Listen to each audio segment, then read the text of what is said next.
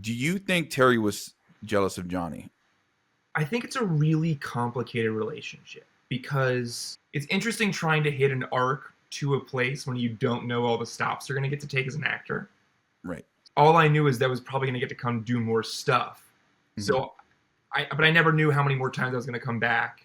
Sure. To me, there is jealousy, I think a little bit, but there's also deep respect. There's also just the unit mentality. Like we served in a war together. You Right. die if you don't work cohesively. But then I think that the Terry Silver we know and love really starts to become who he is post the war. Because Kreese doesn't really make anything of himself. Here's this guy that I've been following, Hmm. I've envied, that I've looked up to, that I've saved his life and he's saved mine. Cobra Kai, strike first, strike hard, no mercy. Well, I'm out here striking hard, striking first, no mercy all the time. I'm a cutthroat businessman. I'm taking our philosophy and applying it across the board. You're a kind of washed karate teacher.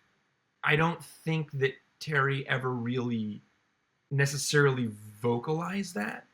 And he does his best to support him. You know, he welcomes him when he comes to his mansion in Karate Kid 3. You know, he sends him to Right. Tahiti.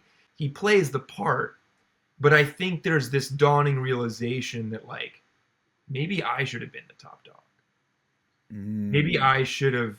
Maybe the least Cobra Kai I've ever been was when I didn't say I'm alpha, not you. You should have stayed And in your cage, as Thomas said. yeah, Yeah. and so I think that I totally agree with that sort of video essay of like his ego is a weakness, but I think his ego becomes his weakness in part because Kreese was his weakness. Because he was weak when he first met Kreese. And Kreese is a reminder that he used to be weak. I had not thought about that. That's a good point.